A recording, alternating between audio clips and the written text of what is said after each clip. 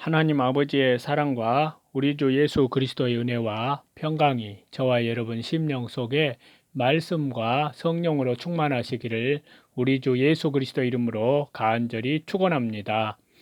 오늘은요, 구약 성경 에스겔서 5장을 본문으로요, 유다 백성의 징계와 다시 재림하시는 주 예수 그리스도라는 제목으로 우리가 하나님의 말씀을 받도록 하겠습니다. 먼저 1절인데요. 머리털과 수염은 예루살렘 거민을 상징하고요. 그것을 깎는다는 것은 바벨론 군대가 유다 백성을 잔인하게 멸망시킬 것을 가리킵니다.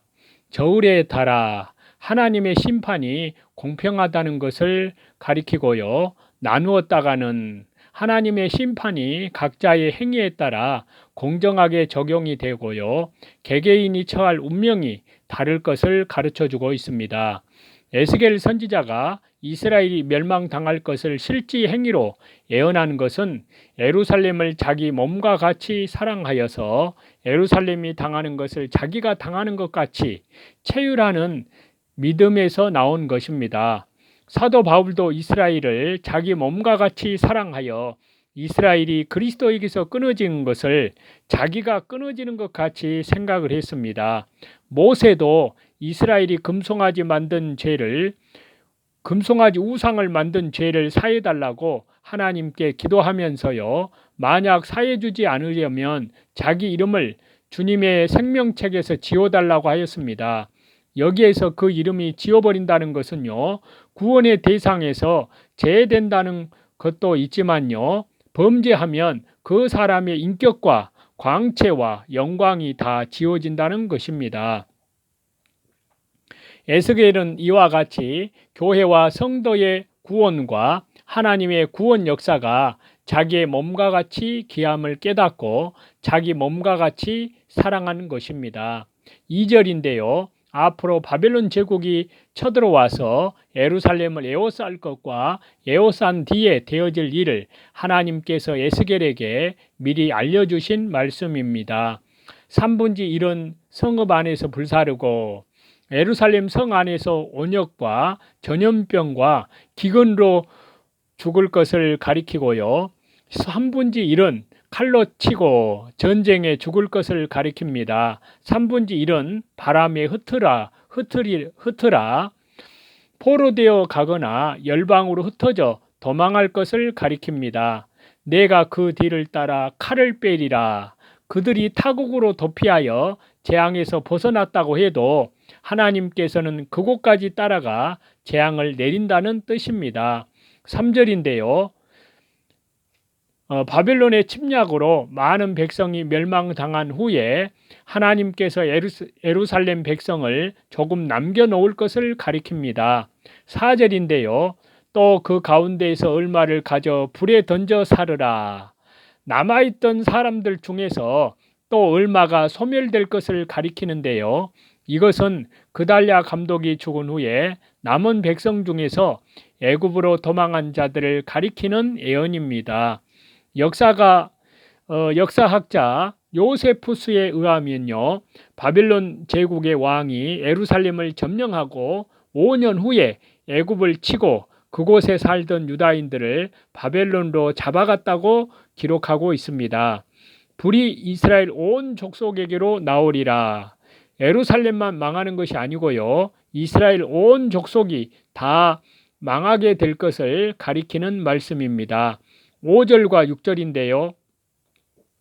하나님께서 전에 예루살렘에 많은 은혜를 주셔서 세계의 으뜸으로 만들어 놓고 열방, 이방 나라들이 우러러 보면서 사모하게 하셨었습니다. 그런데 예루살렘이 하나님의 규례를 버리고 율례를 행치 아니하며 열방보다 모든 이방 나라들보다 더 악을 행했습니다. 여기에서 규례는요, 재판장들이 사건을 놓고 결정하는 법을 가리키고요, 하나님께서 세상을 심판한다는 규칙을 가리키는 말씀입니다. 또 하나님께서 말씀하신 것과 하나님께서 절대적인 고난과 공적인 성격으로 말씀하신 것입니다. 예를 들면요, 오늘날에는 수요 저녁 예배 시간에 빠지거나 주일 오전 예배나 또 주일 오후 예배 시간에 빠지는 것도 하나님의 규례를 범하는 것입니다. 여기서 율례는 새기다, 기록에 놓다라는 뜻을 가진 동사에서 온 말인데요. 기록된 율법을 한정해서 가리키는 말입니다. 요셉이 애굽에서 제사장 임무에 관한 법을 말할 때와 유월절의 법 등을 가리킬 때 이 단어가 사용이 되었습니다. 우리가 율례와 규례를 잘 순종해야 하나님께 복을 받습니다. 사람이 하나님의 율례와 규례를 어기게 되면 하나님이 심판하신다는 말씀인데요. 그런데 이스라엘은 율례와 규례를 지키지 않았고 순종하지 않았고 이방 사람들보다 더 악을 행했습니다. 7절인데요. 하나님의 율례와 규례를 떠나 하나님의 말씀대로 순종하지 않으면 요란해진다는 말씀입니다. 마음과 가정과 교회에 요란이 오고 또 사회에도 요란이 옵니다. 국가에도 요란이 옵니다. 성경 말씀대로 순종하지 않고 인본주의로 수단 방법을 쓰고 물욕과 정욕과 명예욕을 따라 나아가면 반드시 요란하게 됩니다. 언제나 겸손히 말씀을 순종하고 다른 사람을 나보다 낮게 여겨서 섬기는 자리에 서면 마음의 평강, 그리스도의 평강이 그 사람 마음을 주장하게 됩니다. 성도가 하나님의 말씀을 순종하면 주 예수 그리스도의 성품을 닮아 나아가고 신령한 사람이 되지만 성경대로 살지 않으면 이방인보다 더 악한 사람이 되어서 사람 앞에서도 멸시와 천대를 받게 된다는 말씀이십니다. 성도가 믿음을 지키지 않으면 맛을 잃은 소금과 같습니다. 하나님께 버림을 당하고 자기 속에 믿는 맛이 없어지고 세상 사람들에게 밟히게 된다는 말씀입니다. 8절인데요.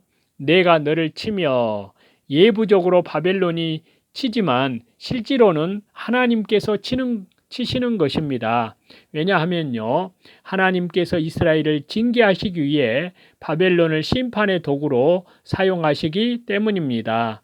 그러므로 오늘날 성도들도 징계를 받을 때에 하나님께서 징계의 도구로 쓰는 국가나 사람을 원망하지 말고 그 징계의 도구를 들고 있는 하나님께 돌아와 주 예수 그리스도의 십자가의 보혈, 영원한 속량함 안에서 철저히 회개하며 간구해야 될 줄로 믿습니다. 이제 9절과 10절인데요. 이스라엘이 하나님의 규례를 어기고 율례를 행치 아니하기 때문에 전무후무한 벌을 내리게 될 것이라는 말씀입니다. 그때 아버지는 아들을 잡아먹고 아들은 아버지를 잡아먹게 한다는 것인데요. 부자지간에 서로 잡아먹게 되었으니 이 얼마나 험악한 세상입니까? 그리고 남은 자를 사방에 흩으시겠다고 하셨는데요. 택한 백성이라도 범죄하면 하나님께서 심판하신다는 것을 보여주고 계십니다. 11절입니다. 이스라엘이 하나님의 성소를 더럽혔기 때문에요. 하나님께서도 그들을 아끼지 않으시며 긍휼을 베풀지 않고 징벌하여 미약하게 하시겠다는 것입니다. 성소를 존중히 여기고 거룩하게 할 때에는 복을 받지만 하나님의 성소를 더럽히면 하나님께서 심판하셔서 모든 나라 가운데 가장 미약한 나라가 되게 하신다는 말씀입니다. 오늘날에도요. 주님의 교회와 주님의 기업에 피해를 주면 누구든지 하나님의 심판을 받아 망합니다. 그러므로 다른 것은 다 안 되어도 주님의 교회와 하나님의 일은 잘 되도록 하여야 자기도 잘 됩니다. 하나님의 일은 잘못되어도 자기 일만 잘되게 하려는 자는 성소를 더럽히는 자와 같기 때문에 하나님께서 아끼지 않으시며 긍휼을 베풀지 않으시고 미약하게 하신다는 말씀이십니다. 12절인데요. 또 13절인데요. 하나님께서 범죄한 유다인들을 벌한 결과에 대한 말씀입니다. 하나님께서 이스라엘에게 큰 은혜와 사랑을 베풀어 주셨지만 그들이 이방 사람보다 더 큰 죄를 지음으로 하나님께서 진노하셔서 심판하셨다는 말씀입니다. 그때 하나님의 마음이 시온하였다는 말씀인데요. 내 마음이 시온하리라. 하나님의 공의가 만족해 됨을 가리키는 말씀입니다. 나 여호와가 열심으로 말한 줄을 그들이 알리라. 하나님의 말씀이 성취된 후에야 유다인들이 하나님께서 선지자를 보내서 열심히 권면하는 것을 알게 된다는 뜻입니다. 14절에서 15절인데요. 이스라엘 백성이 하나님께 벌을 받기 때문에 이방인들에게 능력거리와 수치와 조롱거리가 된다는 것입니다. 16절입니다. 하나님께서 유다 민족을 심판하여 벌을 내릴 것을 거듭 말한 말씀인데요. 멸망케 하는 기근의 독한 살, 곡식을 해치는 메뚜기나 해충을 의미하기도 하고 또 극심한 기근으로 곡식이 말라 죽는 것을 의미하기도 하는데요. 그때 그들이 의뢰하는 양식이 다 끊어질 것을 말씀하고 있습니다. 17절인데요. 여기에서 악한 짐승은 사람들이 악한 짐승과 같이 되어서 물고 찢고 죽일 것을 가리킵니다. 그때에는 도와줄 사람이 없게 되어서 애롭게 되는데요. 하나님의 말씀을 떠나고 서로 자기 배만 위하면 주위의 사람들이 다 짐승같이 악하게 된다는 말씀입니다. 온욕과 살육으로 행하게 하고 또 칼이 너희에게 임하게 하리라. 여기서 온욕은 전염병이고요. 칼은 전쟁을 가리키는데요.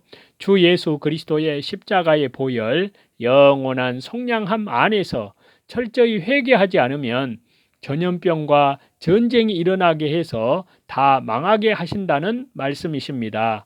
하나님께서는 이방인의 빛과 본이 되도록 부르신 예루살렘이 타락하여 이방인보다 더욱 가증한 범죄를 저질렀을 때 전무후무한 심판을 내리셨습니다. 왜냐하면요, 예루살렘으로 인해 실추된 하나님의 명예와 영광을 회복하고 이방인의 목전에서 하나님의 거룩하심을 드러내기 위해서라도 그 심판은 필요한 것이었습니다.